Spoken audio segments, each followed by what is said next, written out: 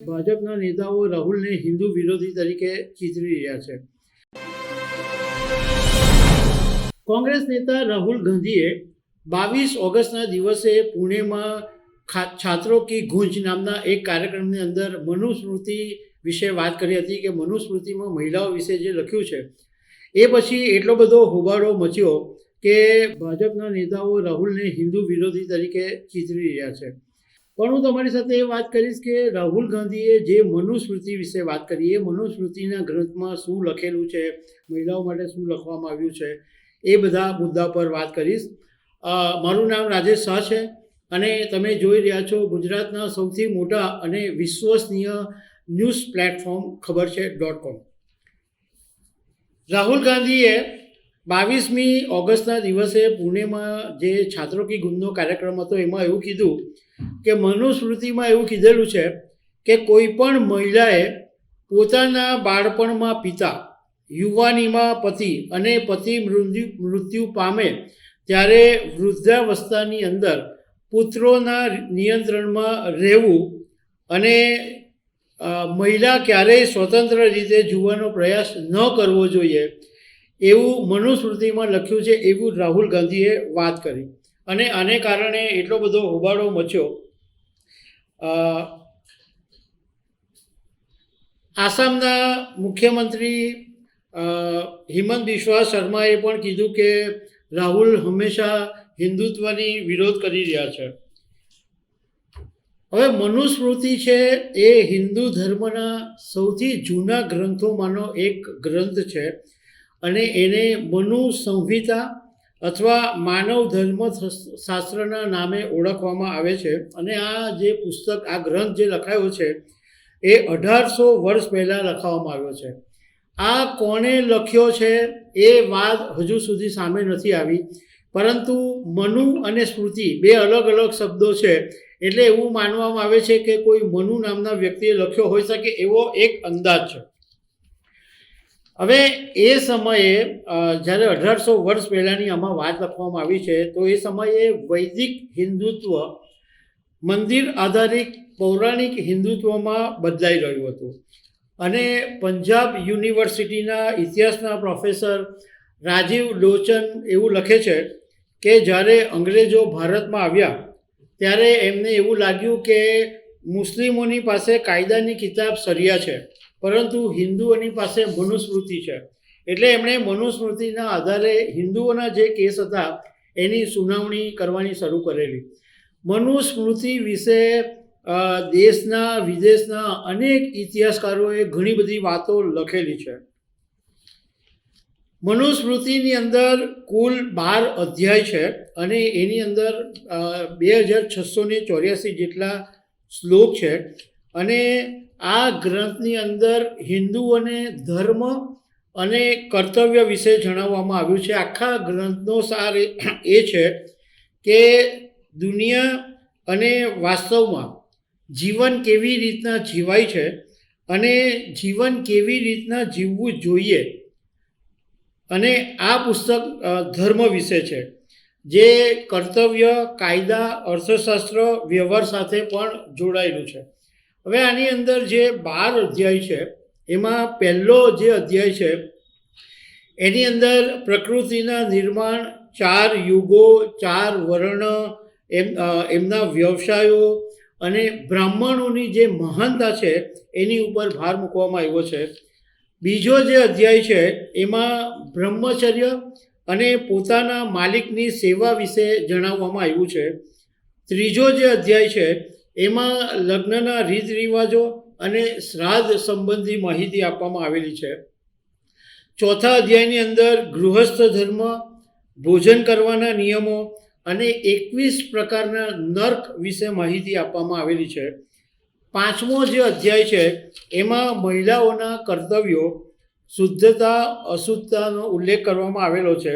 છઠ્ઠા અધ્યાયની અંદર સંતાનોના ગુણો વિશે કહેવામાં આવેલું છે. સાતમા અધ્યાયની અંદર રાજાના કર્તવ્યો, શાસન એ બધા વિશે વાત કહેવામાં આવી છે. આઠમા અધ્યાયની અંદર અપરાધ, ન્યાય, વચન, રાજકીય બાબતો એ બધો બાબતનો ઉલ્લેખ છે. 9મા અધ્યાયમાં સ્ત્રી પુરુષના સંબંધો, પૈતૃક સંપત્તિ એ બધી વાત છે. 10મા અધ્યાયની અંદર એક વર્ણનો વ્યક્તિ બીજા વર્ણની વ્યક્તિ સાથે લગ્ન કરે તો શું થશે એ બાબતે ઉલ્લેખ કરવામાં આવેલો છે. 11મા અધ્યાયની અંદર પાપ કર્મ વિશે કહેવામાં આવ્યું છે. કોને પાપ કહેવાય, નહીં કહેવાય એ બધી બાબતો કહેવામાં આવી છે. 12મા અધ્યાય, છેલ્લા અધ્યાયની અંદર 3 ગુણો અને વેદોની પ્રશંસા કરવામાં આવી છે. કેટલાક ઇતિહાસકારોનું એવું માનવું છે કે મનુસ્મૃતિના જે લેખક છે એમણે બ્રાહ્મણને માનવ જાતિની આદર્શ પ્રતિનિધિ માન્યો છે, જ્યારે ક્રમમાં સૌથી નીચેવાળા જે શુદ્ર જાતિઓ છે એને માત્ર ઉચ્ચ જાતિઓની સેવા કરવાનું કર્તવ્ય આપવાનું કહેવામાં આવેલું છે. કેટલાક જે શ્લોક છે એ મહિલાઓની વિરુદ્ધમાં અને મહિલાઓ માટેના પૂર્વગ્રહ એ આ શ્લોકની અંદર દેખાય છે એવું પણ કેટલાક ઇતિહાસકારો કહે છે. અધ્યાય 1ના શ્લોક 31ની અંદર એવું કહેવામાં આવ્યું છે કે બ્રહ્માજીએ સંસારની રચના કરી, એમના મુખમાંથી બ્રાહ્મણ નીકળ્યા, ભુજાઓમાંથી ક્ષત્રિય નીકળ્યા, પેટમાંથી વૈશ્ય નીકળ્યા અને પગમાંથી શુદ્ધ ઉત્પન્ન થયા, અને એટલે એમને નીચી કેટેગરી તરીકે રાખવામાં આવે છે. હવે રાહુલ ગાંધીએ જે વાત કરેલી હતી એ વાત મનુસ્મૃતિના અધ્યાય 5માં શ્લોક નંબર 138ની અંદર કહેવામાં આવેલી છે કે કોઈ પણ મહિલાએ પોતાના બાળપણમાં પિતા, યુવાનીમાં પતિ અને પતિના મૃત્યુ પામે ત્યારે વૃદ્ધાવસ્થામાં પુત્રોના નિયંત્રણની અંદર રહેવું જોઈએ. તેમણે ક્યારેય સ્વતંત્ર જીવનનો પ્રયાસ ન કરવો જોઈએ એવું એમણે લખ્યું છે.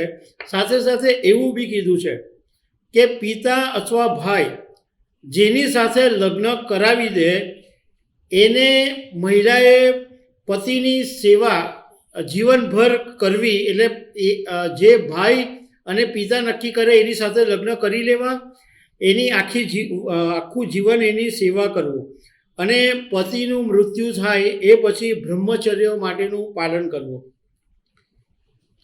અધ્યાય 8 શ્લોક 371ની અંદર મહિલાઓ વિશે બહુ જ કડક ભાષામાં એવું લખવામાં આવ્યું છે કે જ્યારે કોઈ સ્ત્રી પોતાના પતિને દગો આપે અથવા એનો તિરસ્કાર કરે ત્યારે રાજાએ એને જાહેરમાં ચોક ઉપર કૂતરાઓ દ્વારા એનું ભક્ષણ કરાવી દેવું જોઈએ.